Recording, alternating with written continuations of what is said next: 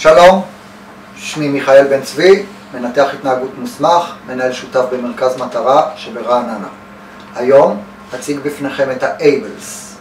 החוברת הזו, ששמה ABLES, שמה למעשה הוא הערכה של מיומנויות למידה ושפה.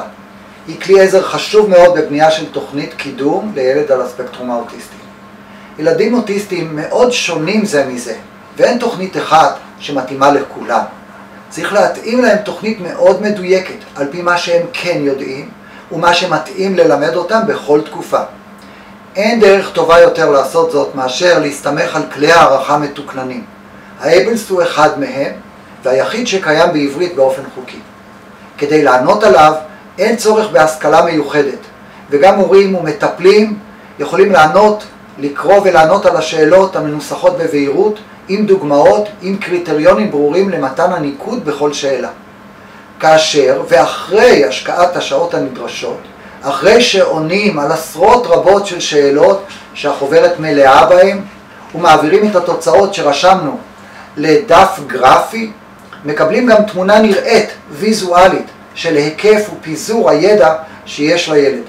זה יכול להביא אותנו להחלטות מושכלות, להקפיד ללמד מיומנות אחת לפני שעוברים לאחרות, לשפר רמת ידע בתחום מסוים לפני שמנסים לעלות בסולם הידע, וללא החלטות מושכלות אלו אנו עלולים לנסות ללמד ללא הצלחה מיומנויות שחסר להם הבסיס, והם לא ילמדו במהירות או אפילו יסתיימו בכישלון של ההקניה.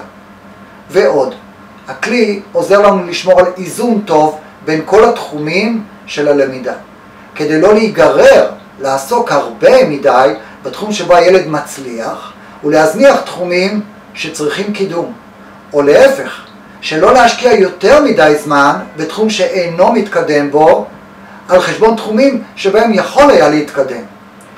וללא התמונה מתקבלת מה-ABLES אחת לחצי שנה, נתקשה לשמור על איזון כזה.